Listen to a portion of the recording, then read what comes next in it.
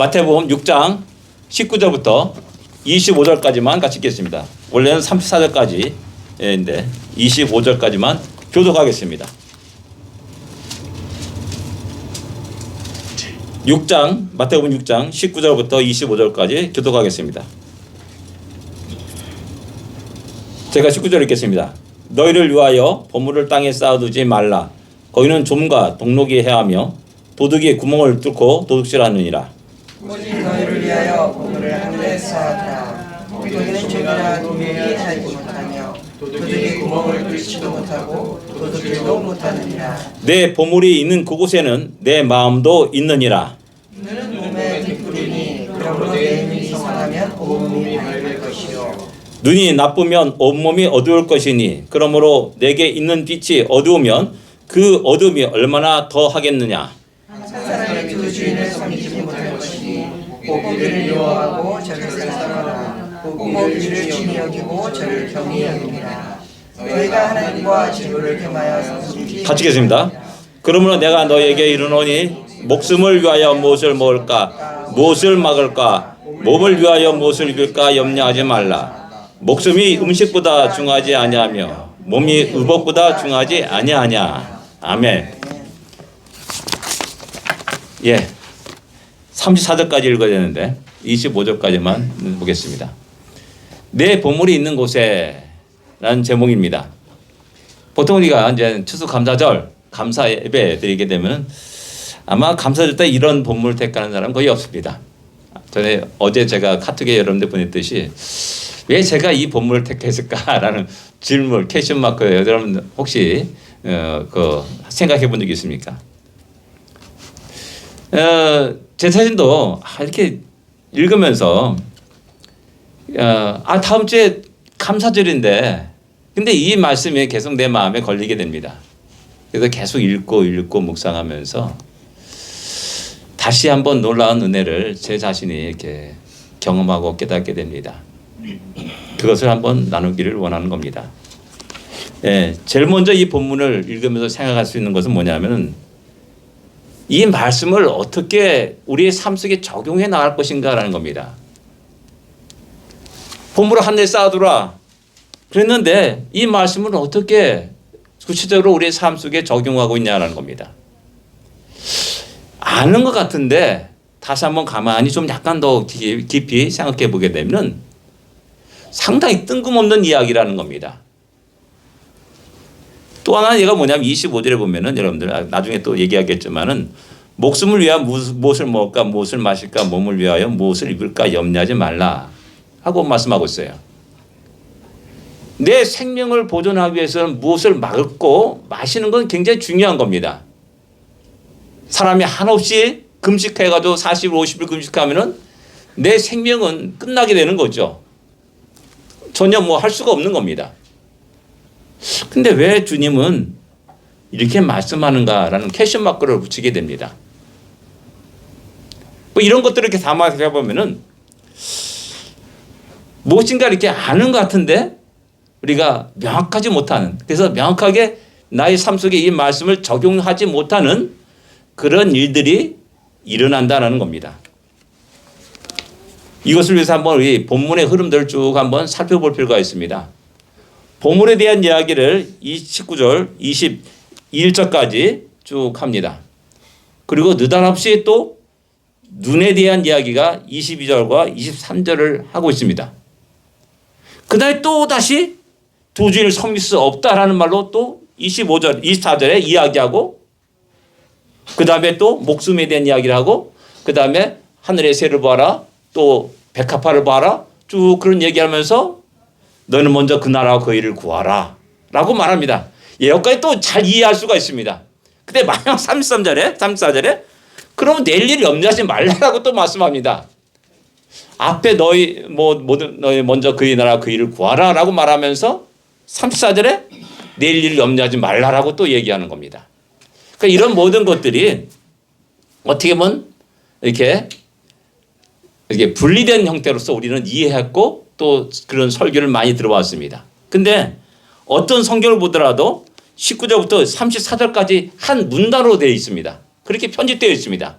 그렇다면 이런 모든 이야기들이 단편적으로 이렇게 뚝뚝 떨어지는 것 같은 이야기들이, 관계없는 이야기들이 하나의 어떤 흐름을 가지고 있다는 것이고, 그 흐름은 밀접한 관계가 속에서 우리 주님이 우리에게 전하고자 하는 메시지가 있다는 사실을 발견하게 됩니다.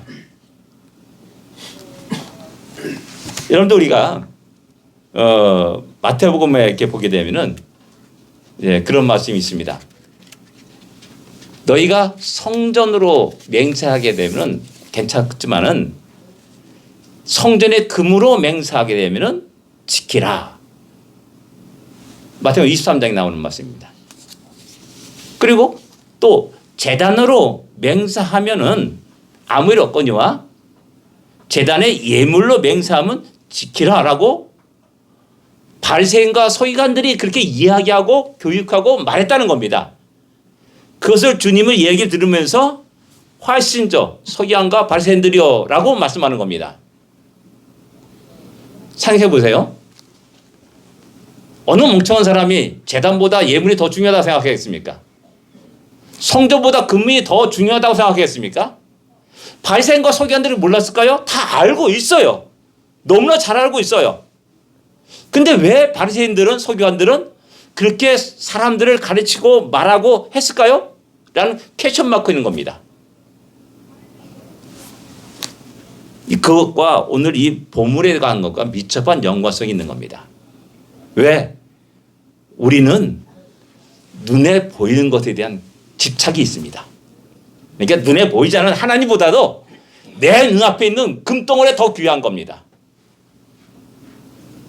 나에게 아무 유익이 안 되는 예배 드리는 것보다도 나가서 땀 흘려 일해가지고 하루 100불, 150불, 어떤 사람은 1000불을 버는 것이 더 중요하다고 생각합니다.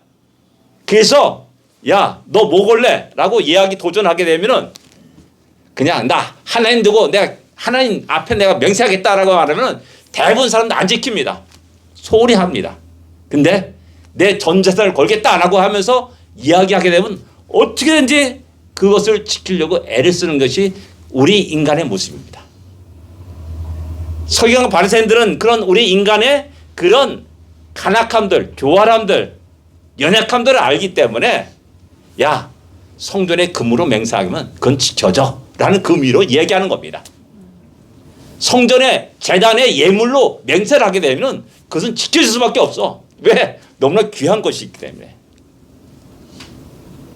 그렇기 때문에 여기서 말하는 이제 보물로 다시 돌아갑니다. 보물이 있는 곳에 마음도 있다 라고 말씀하지 않습니까? 그건 뭐냐면 우리가 이 말씀을 야, 보이지 않는 것, 추상적인 것, 그것을 맹세하면 지키지 않지만은 구체적인 것, 금은 보화로 걸고 맹세하면 죽을 힘을 다해서 맹세를 지킨다라는 것이 바로 의미입니다. 100만 불 걸고 맹세하는 사람과 또 맹세하는 것과 또 옛날에 그런 얘기 했어요. 100일 동안 세계 일주하는 그 영화라든지 소설도 있지 않습니까? 그 사람이 거는 게 뭡니까? 자기 전생을 거는 겁니다. 그리고 열심히 달려가지고 진짜 100일 만에 딱 런던에 도착합니다. 그리고 짱 친구들에게 나타납니다. 무서운 겁니다.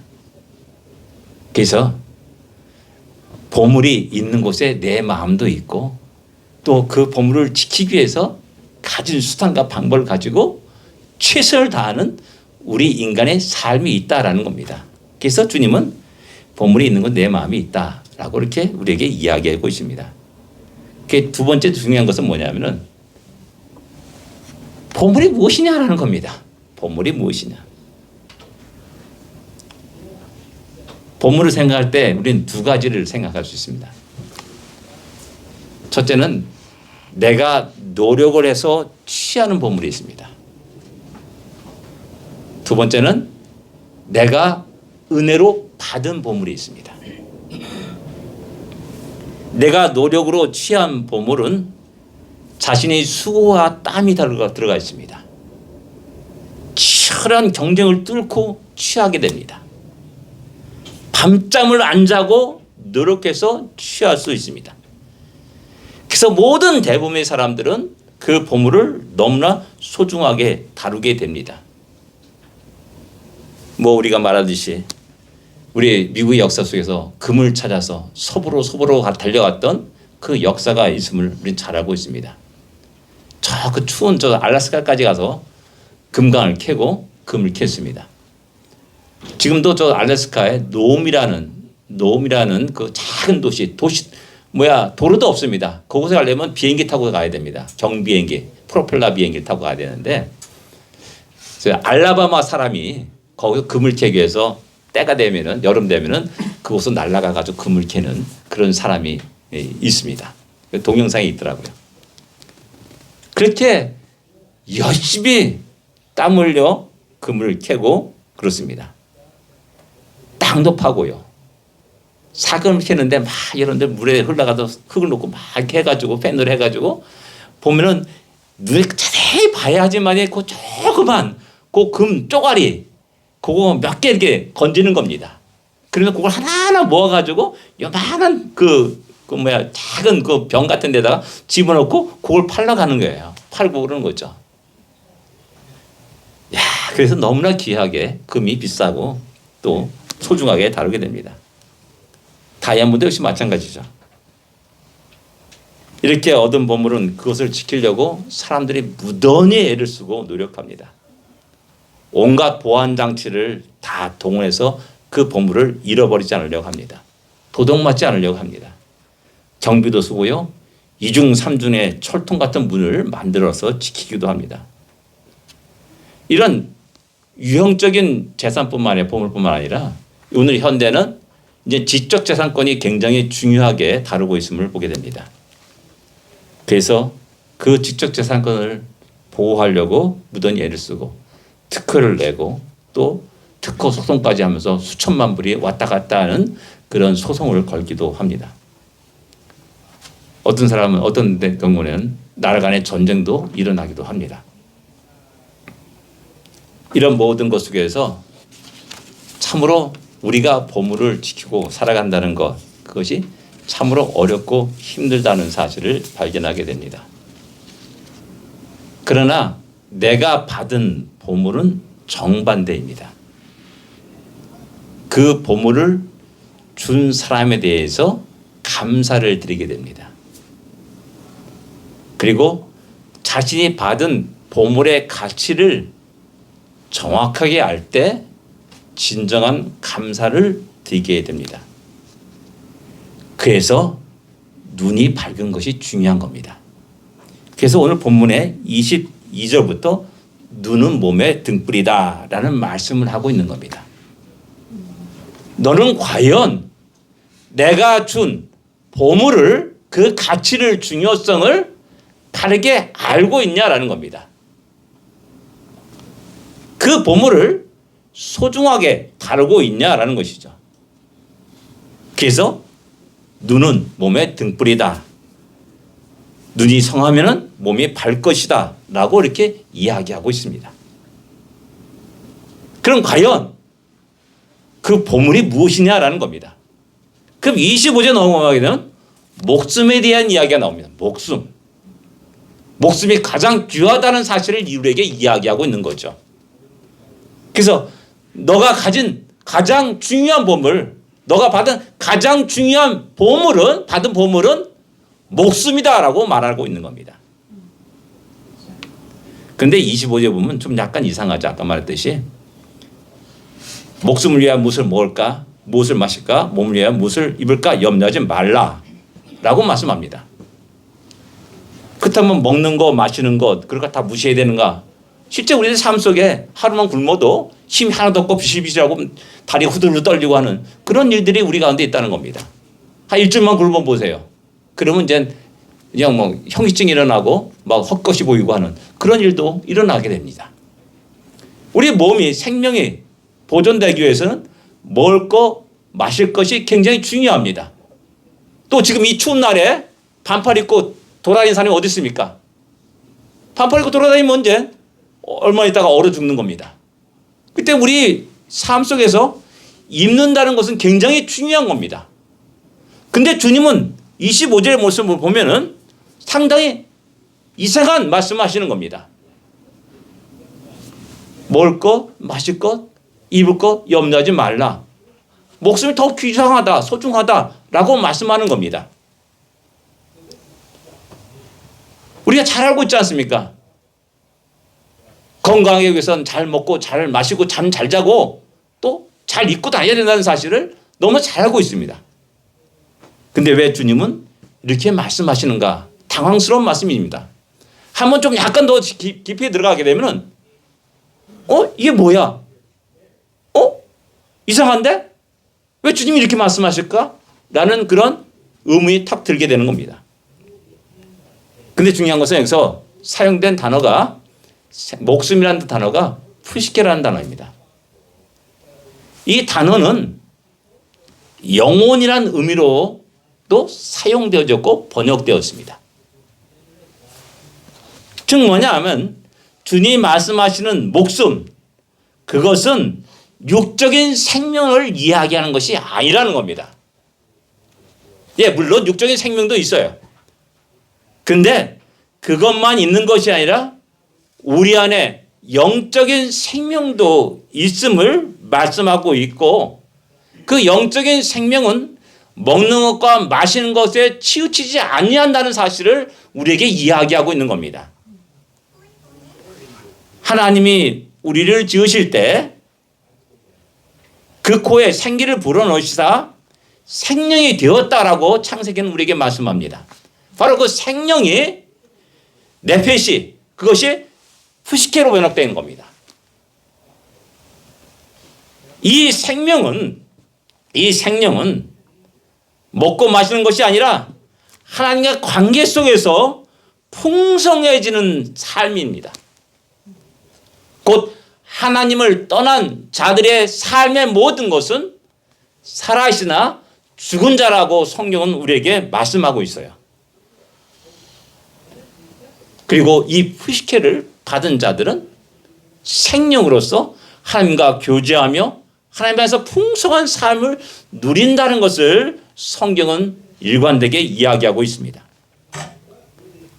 우리 주님 바로 이 푸시케를 위해서 우리 곁으로 찾아오셨고 우리를 위해 대신 죽으셨다는 사실입니다.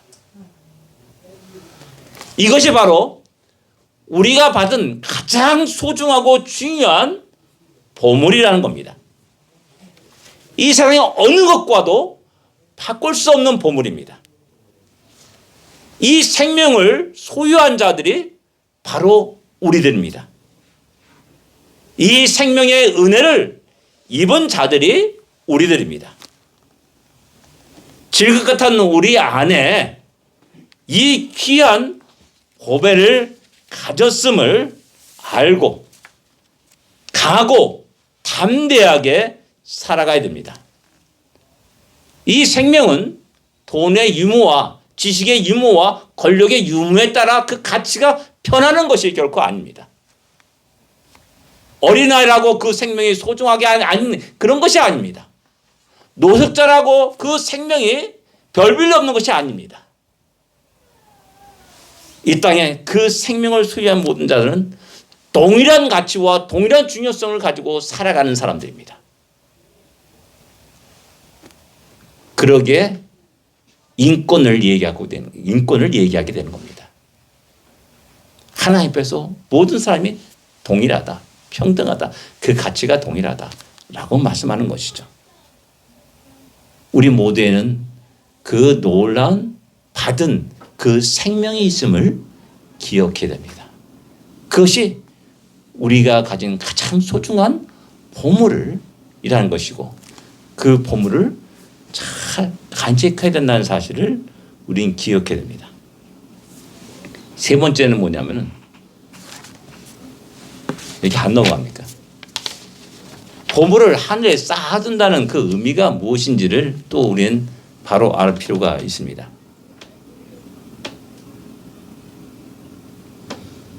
내가 노력해서 얻은 보물들, 금은, 보석, 재물들은 땅에 쌓을 수 있습니다. 그러나 그걸 가지고 하늘에 쌓아둘 수는 없습니다. 하늘에 쌓아둘 수 있는 것은 내가 노력해서 얻은 금은보와 직접재산권이 결코 아닙니다. 한 해 쌓아둘 수 있는 그 보물이 있어요. 농담으로 어떤 사람이 우스개 유모집에 나온 겁니다. 이제 개신교 목사와 카톨릭 신부와 유대교 랍비가 세 사람이 있습니다. 당신들은 어떻게 하나님 것과 당신들 거를 어떻게 구별할 수 있습니까? 라고 이렇게 질문을 던졌습니다. 그 목사가 하는 얘기가 11조는 하나님 것입니다. 우리는 그렇게 11조를 하나님께 드립니다. 라고 말한 겁니다. 카톨릭 신부가 동그랗게 얼마나 동그라미를 다 그리고 우리는 던져가지고 동그라미 안에 떨어진 것은 하나님 거, 그 다음에 그 바깥에 떨어진 것은 우리가 사용합니다. 라고 얘기한 겁니다. 랍비가 하는 얘기가 뭐냐면은 우리는 이 모든 걸 확 하늘에 던져가지고 땅에 떨어진 건 우리 거, 하늘로 올라가는 거는 하나님 거, 이렇게 구별합니다. 라고 이렇게 얘기하는 그 우스갯소리가 있습니다. 예. 이런 우스갯소리에서 우리는 내가 보물을 한 해 쌓아둔다는 의미가 무엇인지를 우리는 정확하게 알 필요가 있다는 사실입니다. 그래서 24절에 보면 두 주인을 섬길 수 없다라고 말씀하면서 하나님과 재물을 겸하여 섬기지 못한다라고 우리 주님이 말씀합니다. 즉 보물을 하늘에 쌓아둔다는 것은 하나님을 섬기는 것과 밀접한 관계가 있다는 사실입니다.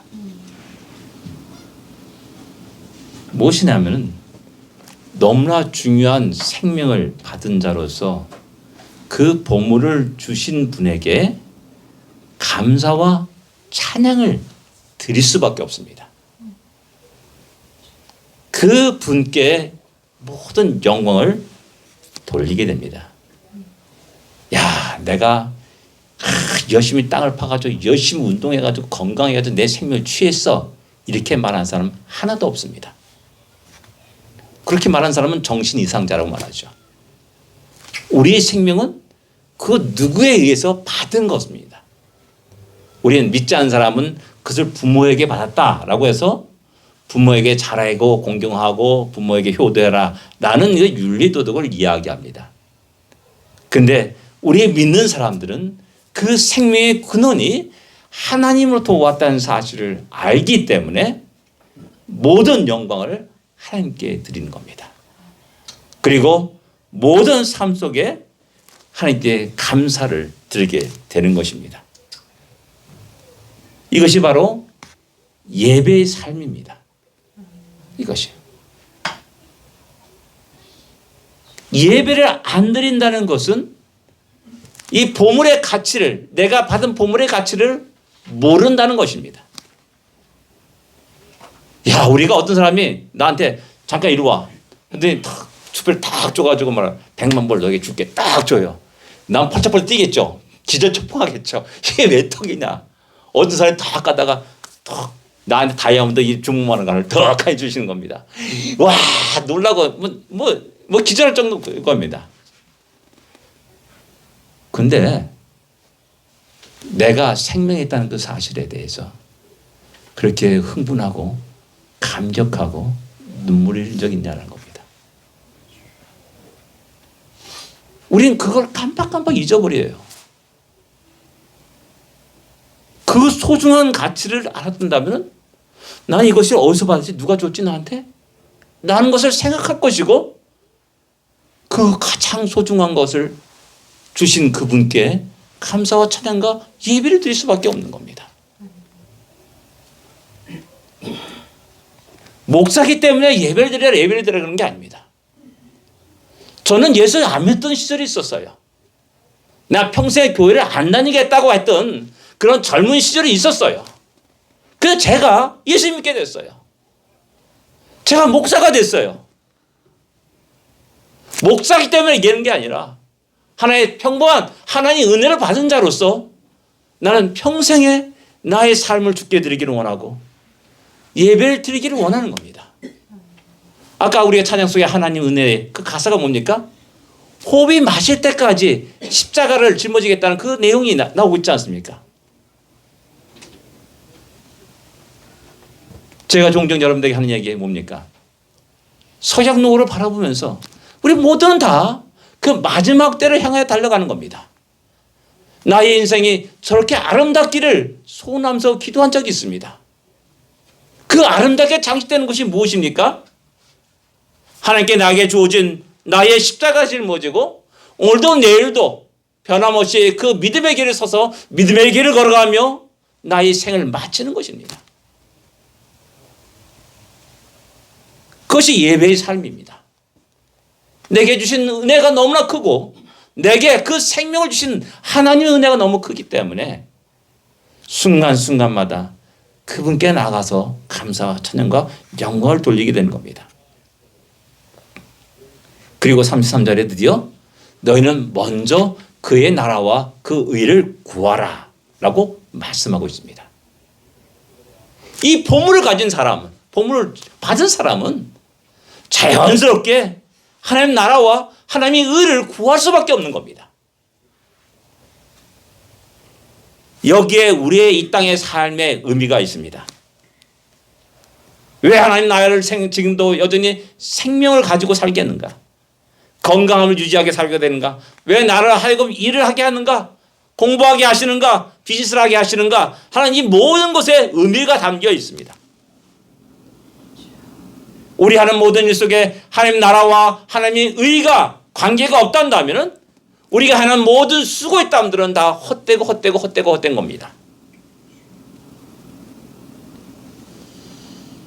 그래서 우리는 공부를 해도 일을 해도 밥을 먹어도 쉬어도 잠을 자도 먹든지 마시든지 무엇하든지 하나님의 영광을 위하여서 한다라고 사도 바울은 고백하고 있는 겁니다. 우리의 일상적인 모든 삶이 하나님 안에서 그분께 감사를 드리고 그분의 은혜를 찬양하고 영광을 돌리는 우리의 삶이 되는 겁니다. 모든 것의 결론은 33절이 아니라 34절의 말씀입니다. 34절에 뭐라고 말합니까? 내일 위하여 염려하지 말라. 중요한 말은 내일 일을 위해서 염려하지 말라. 내일이 무엇입니까? 미래입니다. 미래는 어떤 사람은 걱정하고 우리 맨날 미래에 대해서 걱정합니다. 자녀들 그 결혼하는 거, 공부하는 거, 뭐 시작하는 거 그런 모든 거에서 걱정 그심 속에 살아갑니다. 근데 미래를 염려하지 않아도 되는 사람이 있습니다. 그게 뭡니까? 잘 준비된 자는 미래에 염려할 필요가 없어요. 아까 말했듯이 보물을 하늘에 쌓아둔 사람은 염려할 필요가 없어요. 영적으로 잘 준비된 자, 늘 날마다 영적으로 살아있어 하나님을 향해 찬양하고 기쁨과 감사 속에서 살아가는 자, 그 사람은 미래를 염려할 필요가 없다는 겁니다. 왜? 영광의 그 나라를 우리로 하여금 준비시켜 놓으셨기 때문에 우리가 그 나라를 갖다가 딱 들어가면서 생명의 멸류관, 영광의 멸류관을 쓰면서 하나님께 영원토록 하나님 앞에서 찬양하며 경배하며 살아가는 것이 우리의 인생이 아닙니까? 근데 왜 염려합니까? 보물을 하늘에 쌓아두는 참으로 지혜로운 자들이 되기를 기도합니다. 아멘. 기도하겠습니다. 하나님 우리에게 너무나 귀한 보물을 주셨습니다. 우리는 그 보물의 가치와 소중함을 알고 살아갑니까? 우리를 위해서 독생자 예수 그리스도를 이 땅에 보내주셨습니다. 그분을 주시기까지 우리를 사랑하셨고 은혜를 베푸셨고 우리에게 생명을 주셨습니다. 이것을 아는 사람은 하나님께 감사와 찬양과 영광을 드리며 예배를 드립니다. 이것을 소유한 자는 이 땅의 삶 속에 늘 기뻐하며 힘있게 살아가게 됩니다. 이 시간 우리가 그 보물의 가치를 깨닫고 늘 영원토록 하나님을 찬양하며 예배드릴 수 있게 하여 주옵소서. 세상의 다른 것에 헛된 곳에 마음과 눈을 돌리지 않게 하여 주옵소서라는 기도를 하기를 원합니다. 기도하겠습니다.